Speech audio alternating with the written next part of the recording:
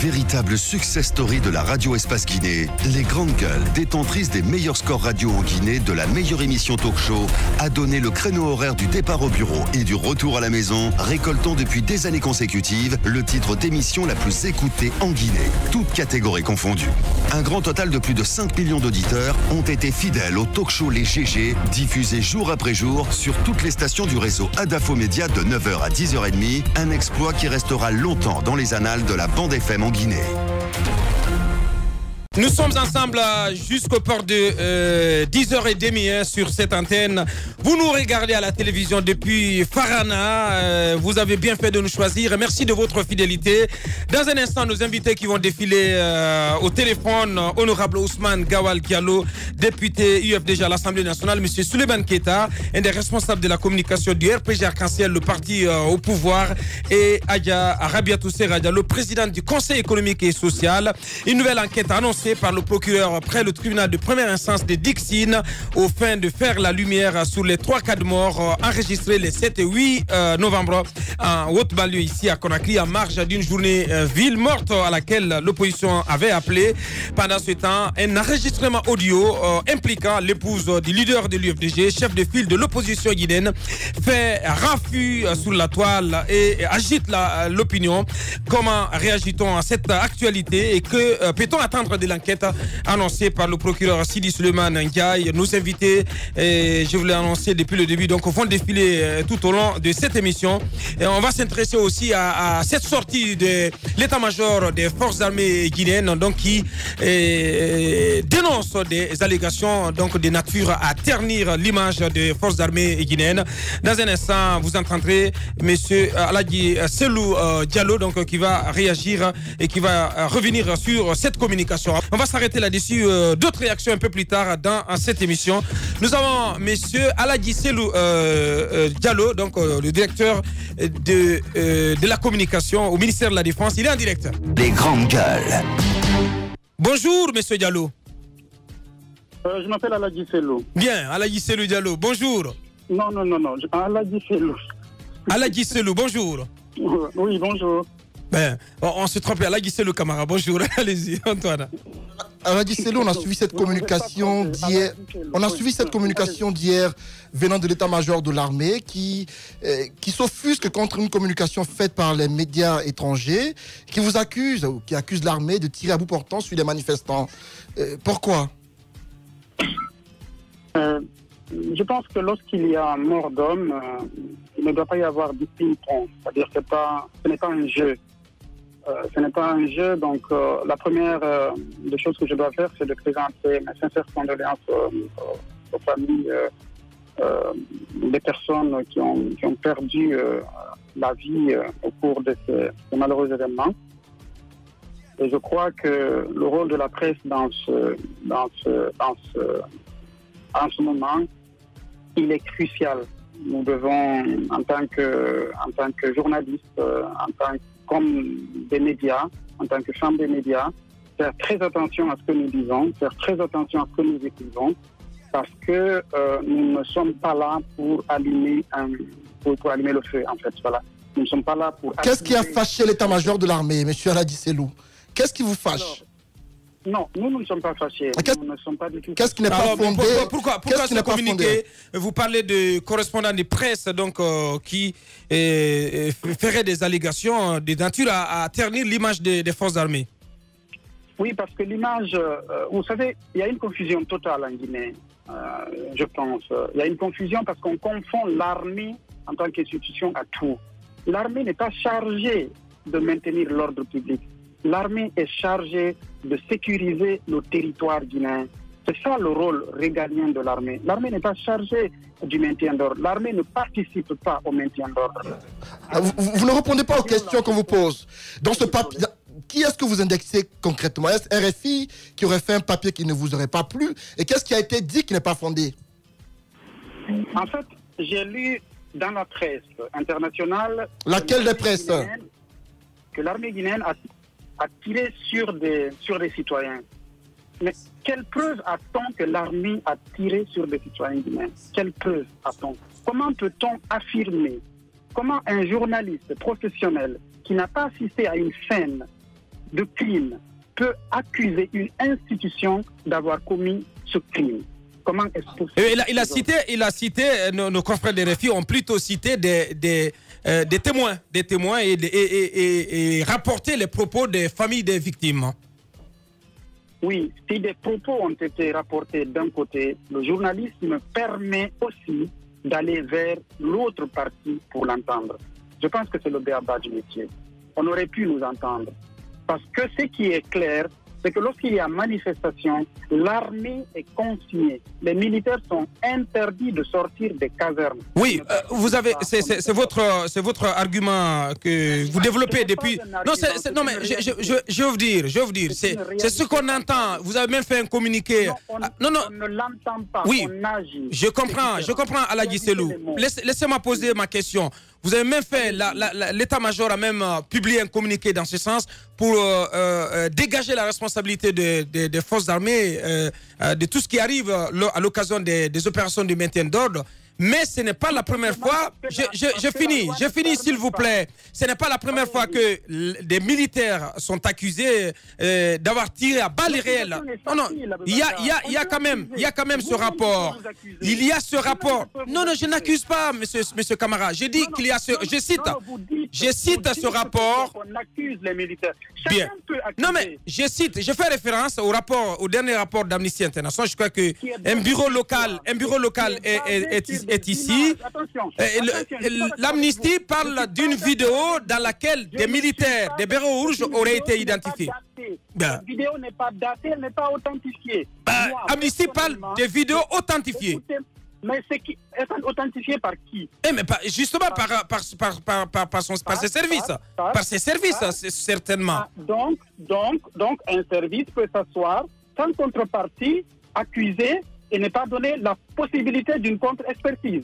Et vous prenez cela comme vérité des... Non, on vous l'oppose. Non, on ne prend pas pour de l'argent comptant. On vous l'oppose. On vous oppose justement ce qui a été dit dans ce rapport, monsieur Camara. Cette vidéo, j'ai personnellement lancé un appel à témoins pour que la personne qui a filmé cette scène puisse nous présenter l'original de ce film. C'est la seule façon pour nous de savoir à quel moment ces événements ont été filmés. J'attends toujours. Les grandes gueules. Aladji Selou, l'armée, vous dites bien, c'est une institution. Vous disposez des moyens. Le rapport de Amnesty International a été publié il y a quelques jours. Avant, n'est-ce pas, la publication de cet article de RFI. Qu'est-ce qui a été fait jusqu'ici pour donner des preuves formelles que ce que dit Amnesty International est faux? Parce qu'on n'a pas encore entendu une communication dans ce sens qui rapporte des éléments concrets qui pourraient bien naturellement dédouaner l'armée ou disons ces agents qui ont été vus à Bambeto, semble-t-il. Nous ne pouvons pas fournir les preuves d'une accusation. Mais est-ce que ça vous interpelle tout de même, Aladji Selou Camara? Est-ce que ça vous interpelle, toutes ces allégations? Est-ce qu'elles ont un effet sur vous? Ça nous interpelle. Bien. On ne met pas l'armée dans la rue sans réquisition.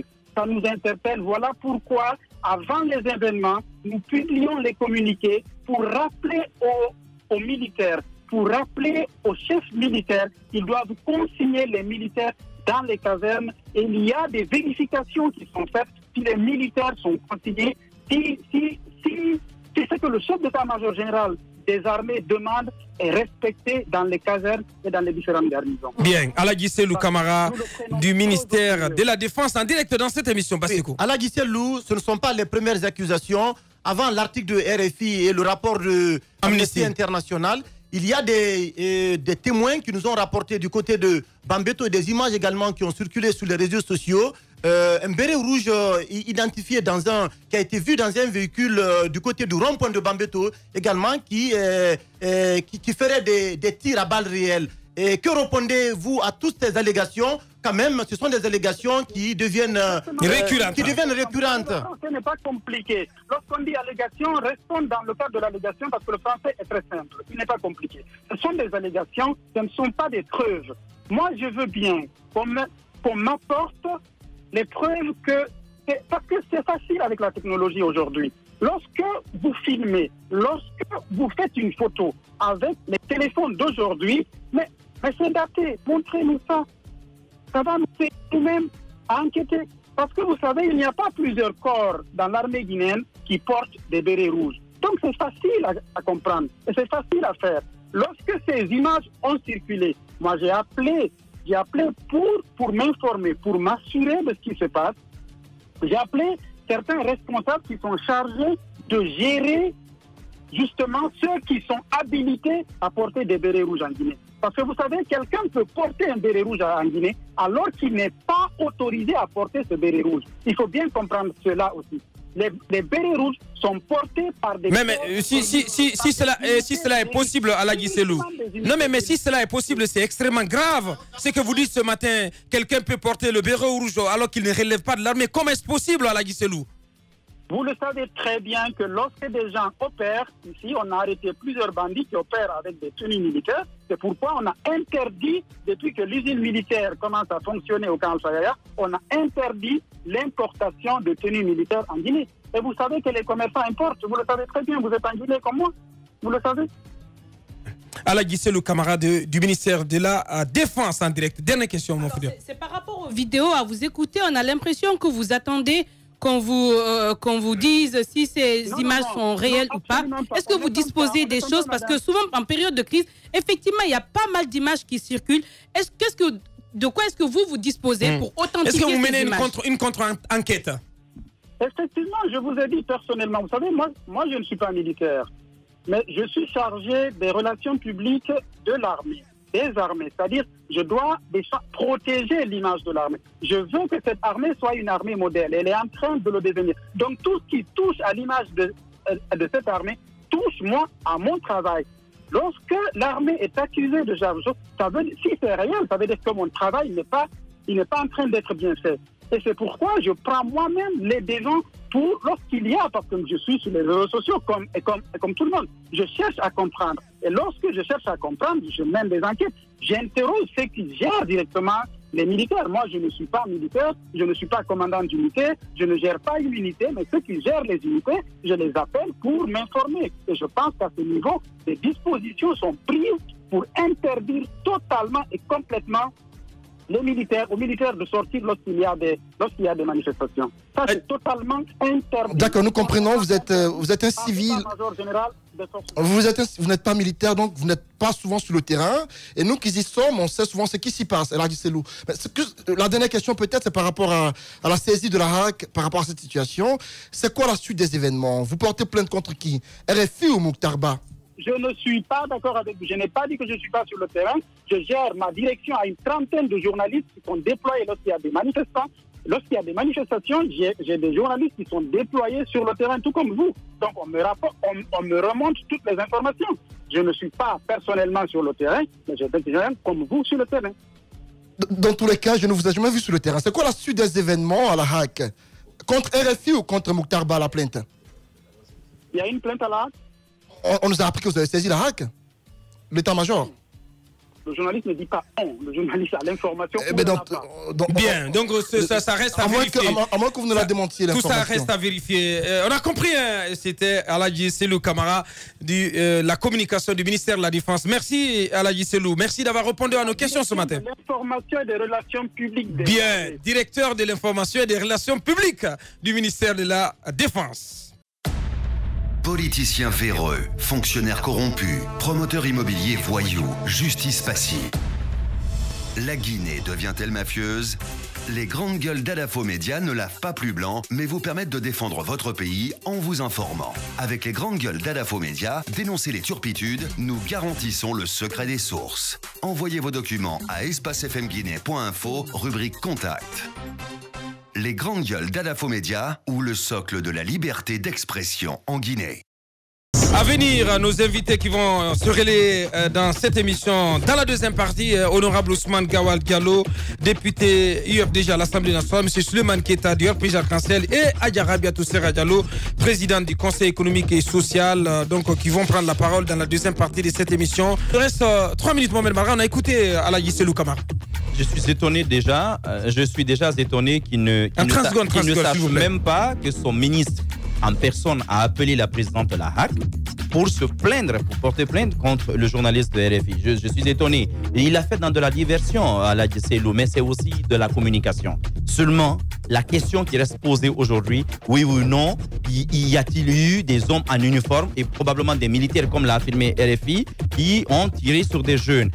On attend des preuves, on attend simplement. Il ne s'agit pas de dire, c'est pas vrai. Comment quelqu'un qui dit que des vidéos qui existent et des photos qui existent, qu'il attend, ne sont pas des preuves mais des accusations? Depuis quand des vidéos et des photos sont des accusations? Parce que même en justice, ce sont des éléments de preuve. Alors, moi j'attends plutôt, aujourd'hui, j'aurais compris qu'on nous dise peut-être que ce sont des brebis galeuses. Qui de vous ne voit pas le comportement de certains militaires dans les quartiers? Quand on dit qu'ils sont tous casernés au moment des manifestations, mais qui de vous, on en parlait encore ce matin, du comportement par exemple de ce jeune, pas plus tard qu'hier, vers le carrefour Washington. Il a tiré dans le quartier en plein 16 heures, alors qu'il n'était pas agressé, et lui il s'amusait. Il s'amusait à le faire parce que simplement ses amis l'applaudissaient. C'est ce type de comportement qu'on déplore dans nos quartiers. Aujourd'hui, il est bon que Aladji Selou et l'état-major comprennent que et l'armée et la population nous formons un corps. Il ne s'agit pas aujourd'hui de défendre l'armée contre la population ou la population contre l'armée. Merci Mohamed. Allez-y Bassiko, très rapidement. Chacun a la possibilité de dire deux mots. Il est dans son rôle d'apporter des démentis, mais ce qui est concret, c'est qu'il y a beaucoup d'informations venant des citoyens qui parlent de la présence de bérets rouges d'hommes en uniforme sur le théâtre des opérations de maintien d'ordre. Donc c'est important de mon point de vue que du côté de l'armée, qu'on puisse identifier quels sont les éléments qu'on puisse mener une contre-enquête. Une contre-enquête pour comprendre exactement ce qui se passe de ce côté-là. Bien, nous marquons une pause pour nos obligations commerciales, pour nos conseils achats. Et derrière, on revient pour continuer cette émission avec nos invités donc, qui patientent et qui vont donc se relayer sur cette antenne pour parler de cette situation guinéenne. Une pause et on revient.